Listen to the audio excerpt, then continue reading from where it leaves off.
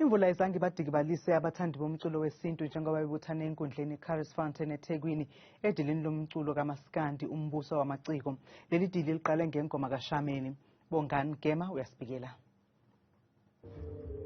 Usuku olukhulu usiko lombuso wamaciko okuyikhonsathi ebanjwa ke iminyaka yonke yoMaskandi engaheyi phela ke abathandi bakaMaskandi kodwa nabantu abayigqajayo ngesiko labo nesintu sabo nje wasazi ukuthi kulonyaka lolu suku lubanjwe ke ngosuku lwe-Heritage Day usuku lokugubha amasiko.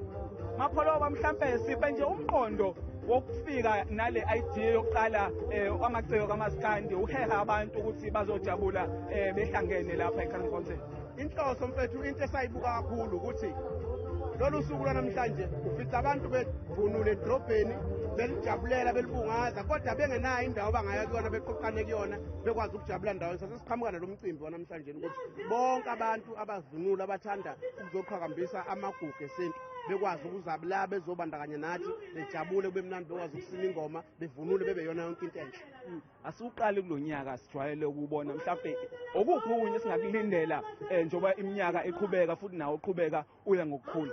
Yabona nje esingakulindela ngonyaka ozayo namhlanje besinamagosa awu-12 ngonyaka ozayo sikulindela ukuthi uhlelo lwamagoso ngoba sifuna ukuhlanganisa uMaskandi namagoso kanye ngosuku olulodwa. Ngonyaka ozayo silindele mhlawumbe sobe sinamagosa awu-20 noMaskandi mhlawumbe futhi owu-30 sesinabantu abawu-50 sesizama ukubhalabhalansisa. Ngonyaka ozayo nje kuzobe sekuyisimo esikanjalo bese siqhakambisa kakhulu ukuthi abantu abafike bevunule ngoba phela sizogubha usuku lamagugu esintu. Kuqala kwakuthiwa iShaka's Day usuku lwelembe lolu kodwa-ke sithi abantu abafike nje bejabule kube mnandi ngalendlela esimanga.